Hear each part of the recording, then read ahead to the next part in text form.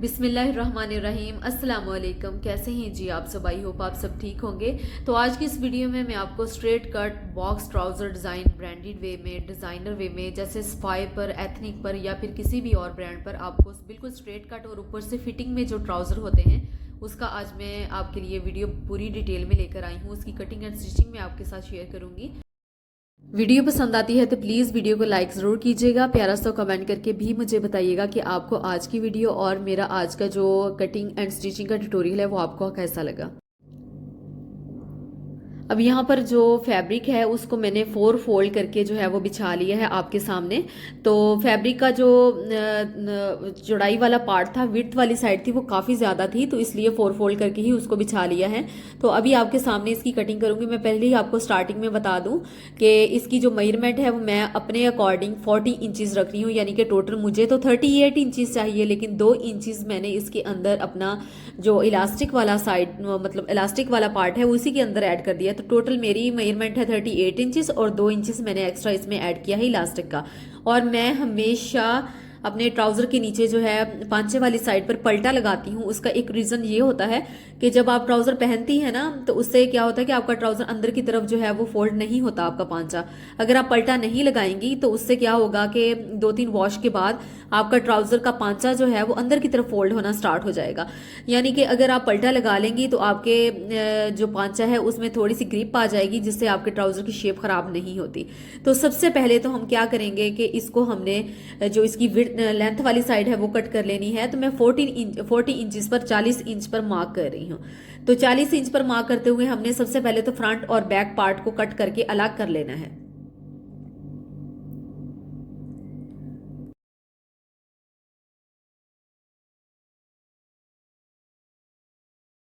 अब ये देखिए फ्रंट और बैक पार्ट दोनों की 40 इंचज मेजरमेंट हमने कट कर ली है। अब सबसे पहले हम फ्रंट पार्ट कट करेंगे। आपका ट्राउजर हो, कैप्री पैंट हो, या फिर प्लाजो हो, या फिर बॉक्स ट्राउजर हो, या किसी भी किस्म का हो, तो आपने हमेशा अपना फ्रंट पार्ट जो है वो पहले कट करना है और उसके बाद आप बैक पार्ट कट किया करें। अगर आप बिगनर्स हैं तो आप कभी भी फ्रंट और बैक पार्ट को इकट्ठे मत बिछाया करें। कई दफ़ा ऐसे होता है कि अनकॉन्शियसली हमारी जो सीजर है वो चल जाती है, जिससे फिर हमारा ट्राउजर खराब होने का खतरा होता है। अब यहाँ पर 2 इंच हमने फ्रंट साइड जो है वो ड्रॉप करनी है। 2 इंच जो है वो आसन वाली साइड से लेकर जाएंगे और उसके बाद उसको तिरछा तिरछा करके कॉर्नर के साथ मिला लेंगे। ये करना बहुत ज़रूरी है। अगर हम इस तरह से नहीं करते तो फिर हमारे जो बेली के पास फैब्रिक है वो इकट्ठा हो जाता है, जो कि फिर शर्ट के अंदर से नजर आता है और बेली और बड़ा लगने लग जाता है। इसकी जस्ट एक यही रीजन होती है। तो आजकल सारे ब्रांड्स पर इसी तरह से आ रहा है और हर बंदा यही वाला हैक जो है वो ट्राई कर रहा है। तो आप भी जब भी ट्राउजर की कटिंग करें तो आपने 1.5 या 2 इंच जो है वो आपने ड्रॉप करना है। और आपने इस बात का ख्याल रखना है कि आपने इस बात की बल्कि टेंशन नहीं लेनी, क्योंकि हमने इलास्टिक इसी के अंदर से फोल्ड करनी है। तो जो ड्रॉप वाला पार्ट होगा वहीं से इलास्टिक वाला पार्ट निकलेगा। तो हमेशा फ्रंट और बैक पार्ट जो है वो बड़े छोटे होते हैं, यानी कि जो फ्रंट पार्ट होता है वो छोटा होता है और जो बैक पार्ट होता है वो बड़ा होता है। अब ये देखिए 2 इंच हमने इलास्टिक के लिए फोल्ड कर लिया। तो ये इलास्टिक वाला हमारा पार्ट आ गया। अब यहाँ पर हम आसन की जो है वो मेजरमेंट करेंगे। तो मैं यहाँ पर अपना आसन जो है वो फोल्ड किया हुआ, यानी कि जहाँ से हमारा इलास्टिक लगेगा वो मैंने फोल्ड कर लिया है। तो 13 इंचज पर मैं मार्क करूंगी और उसके बाद फिर हम थाई की मेजरमेंट कर लेते हैं। तो मैं यहाँ पर थाई जो है वो भी अपनी 13 से 14 इंचज ले रही हूँ। 14 इंचज में यहाँ पर लूंगी अपनी थाई। तो आपने मेजरमेंट जो है वो आपने अपने अकॉर्डिंग लेनी है। मैं आपको अगर बता दूं तो ये मैं मीडियम साइज का ट्राउजर तैयार कर रही हूँ। तो ये मीडियम साइज के लिए तो ये साइज परफेक्ट है, लेकिन फिर भी हर बंदे का अपनी बॉडी का हिसाब होता है, सबको पता होता है। तो आप अपना ट्राउजर अपने पास रखा करें और उस मेजरमेंट के हिसाब से कट किया करें। अब ये सेंटर में मैंने जो है वो ट्राउजर का बिल्कुल सेंटर जो थाई वाला पार्ट होता है वहां पर मैंने 7 इंचज पर मार्क कर लिया है। अब इसको लाइन को हमने ज्वाइंट कर लिया और ये थाई वाला जो पार्ट है, यानी कि जो सेंटर है, बिल्कुल यहां से भी हमने इसका हल्का सा इस तरह से मार्किंग कर लेनी है।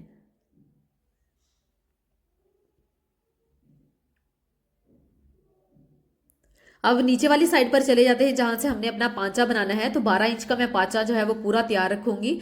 तो उसके लिए ये देखिए इस तरह से हमने निशान लगा लेने के बाद यहाँ से भी जो आसन वाली साइड है यहाँ से भी इसको तिरछा जो है वो इस तरह से मार्किंग करेंगे और ये इसे हमने ट्राउजर को शेप दे दी। बहुत ज्यादा हमने इसको शेप नहीं दी, बस हल्की हल्की से ले जाकर हमने 12 इंच पर इसको ले जाकर खत्म कर दिया है। और इस तरह से साइड से भी हमने हल्का हल्का सा निशान लगा दिया है। ये हम कट नहीं करेंगे, बस यहाँ पर हमारी सिलाई जो है वो अंदर वाली साइड पर आ जाएगी, तो कट करने का फायदा नहीं है। अब मैंने आपको कहा था कि हमने प्लेटेड जो है वो बनाना है, तो हमने फ्रंट और बैक साइड यानी कि 4 प्लेट हमने डालने हैं, 2 आगे 2 पीछे। इससे क्या होगा कि बड़ा ही प्यारा फिटिंग में आपका ट्राउजर बनकर तैयार होगा। तो नीचे से खुला होगा और ऊपर से फिटिंग में होगा, बहुत अच्छा होगा और आपको बिल्कुल भी खिंचाव नहीं पड़ेगा, क्योंकि हमने इसकी कटिंग इस तरीके से की है कि इसमें खिंचाव आने का सवाल ही पैदा नहीं होता। अब यहाँ से हम फ्रंट पार्ट जो है वो कट कर रहे हैं। मैं दोबारा से रिपीट कर रही हूँ, अगर आप बिगनर्स हैं तो आप फ्रंट और बैक पार्ट को अलग अलग करके कट कीजिएगा, कभी भी ऐसे इकट्ठा मत बिछाइएगा। कई दफ़ा ये होता है कि अचानक से कैंची बस चल जाती है, हमें याद नहीं होता कि हमने नीचे और फैब्रिक बिछाया हुआ है, उससे फिर आपका ट्राउज़र ख़राब हो जाएगा।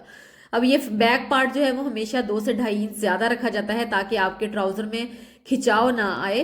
तो ये देखिए मैं 2.5 इंच ऊपर से जो है वो एक्स्ट्रा मार्क कर रही हूँ।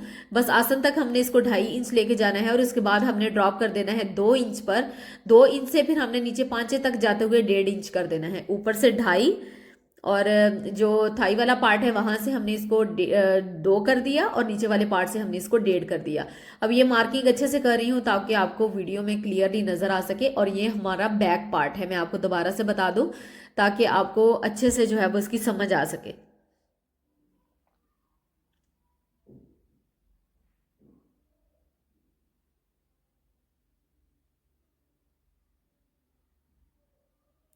अब हमने इसको सेपरेटली कट कर लेना है। ये हमारा बैक पार्ट आ गया। ये देखिए बैक पार्ट को भी हमने इसी तरीके से कट कर लेना है।